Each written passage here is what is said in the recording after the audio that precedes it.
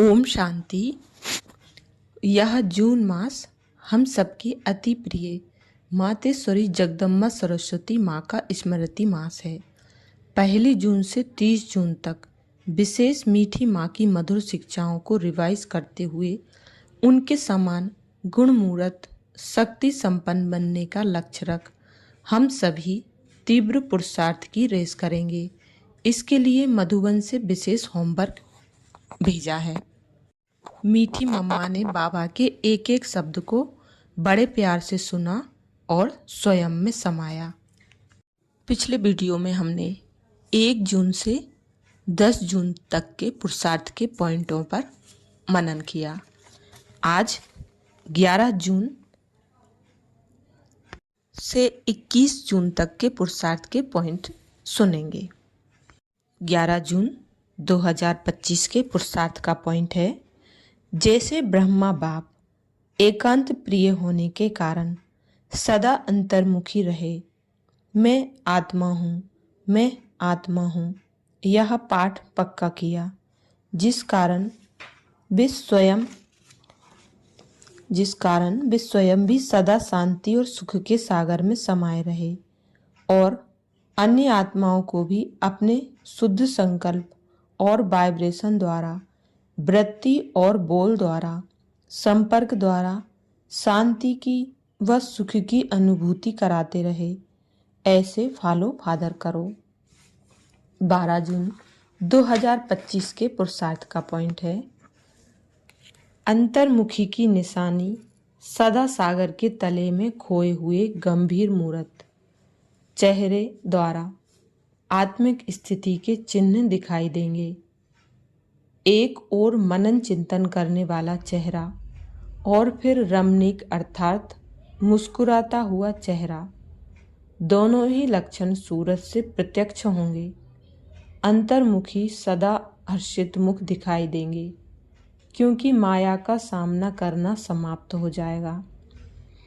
13 जून 2025 के पुरुषार्थ का पॉइंट है, जब सेवा की स्टेज पर जाते हो तो यह अनुभव होना चाहिए कि यह आत्माएं बहुत समय के अंतर्मुखता की रूहानियत की गुफा से निकलकर सेवा के लिए आई हैं। तपस्वी रूप दिखाई दे, बेहद के वैराग्य की रेखाएं सूरज से दिखाई दें। जितना ही अति रुहाव उतना ही अति रहम, ऐसी सर्विस का अभी समय है। 14 जून 2025 के पुरुषार्थ का पॉइंट है, अंतर्मुखी अर्थात मुख और मन का मौन रखने वाले। मुख का मौन तो दुनिया में भी रखते हैं, लेकिन यहाँ व्यर्थ संकल्प से मन का मौन होना चाहिए। जैसे ट्रैफिक कंट्रोल करते हो तो व्यर्थ की ट्रैफिक को कंट्रोल करते हो, वैसे बीच बीच में एक दिन मन के व्यर्थ का ट्रैफिक कंट्रोल करो। 15 जून 2025 के पुरुषार्थ का पॉइंट है, ज्ञान के मनन के साथ शुभ भावना, शुभ कामना के संकल्प, सकाश देने का अभ्यास। यह मन के मौन का या ट्रैफिक कंट्रोल का बीच बीच में दिन का मुकर्रर करो। जितना अंतर्मुखता के कमरे में बैठ रिसर्च करेंगे, उतना अच्छे से अच्छी टचिंग होगी और उसी टचिंग से अनेक आत्माओं को लाभ मिलेगा।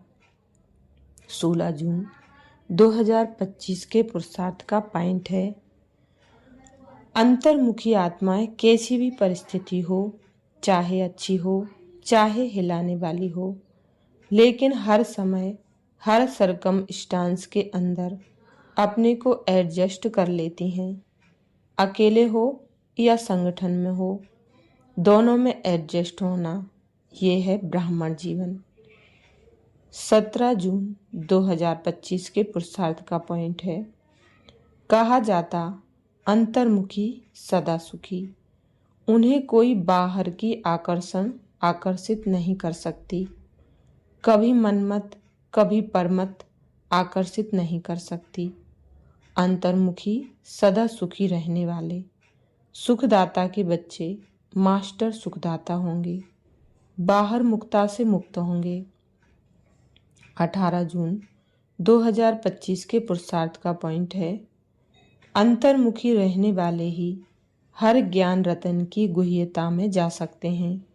ज्ञान की हर पॉइंट का राज क्या है और किस समय किस विधि से उसे कार्य में व सेवा में लगाना है, इस तरह से उस पर मनन करते उस राज के रस में चले जाओ तो नशे की अनुभूति कर सकेंगे।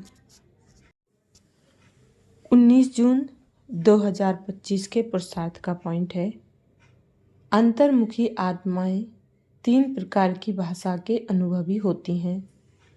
पहली नयनों की भाषा, दूसरी भावना की भाषा, तीसरी संकल्प की भाषा। यह 3 प्रकार की भाषा रूहानी योगी जीवन की भाषा है। जितना जितना आप अंतर्मुखी स्वीट साइलेंस स्वरूप में स्थित होते जाएंगे, उतना इन 3 भाषाओं द्वारा सर्व आत्माओं को अनुभव करा सकेंगे। अब इसी रूहानी भाषा के अभ्यासी बनो।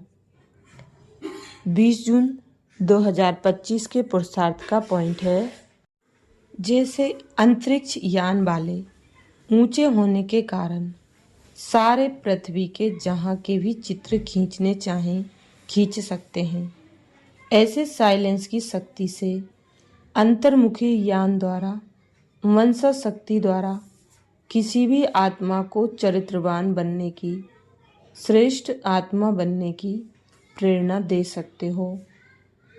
21 जून 2025 के पुरुषार्थ की पॉइंट है, आत्मिक स्थिति में रहे बाहर मुक्ता को छोड़ दो तो मेहनत से छूट जाएंगे और अनुभवों के सागर में समा जाएंगे।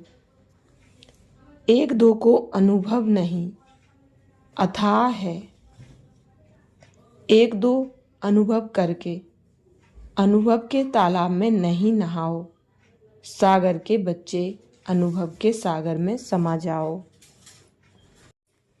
अनेक प्रकार के व्यक्ति वैभव अथवा अनेक प्रकार की वस्तुओं के संपर्क में आते आत्मिक भाव और अनासक्त भाव धारण करो।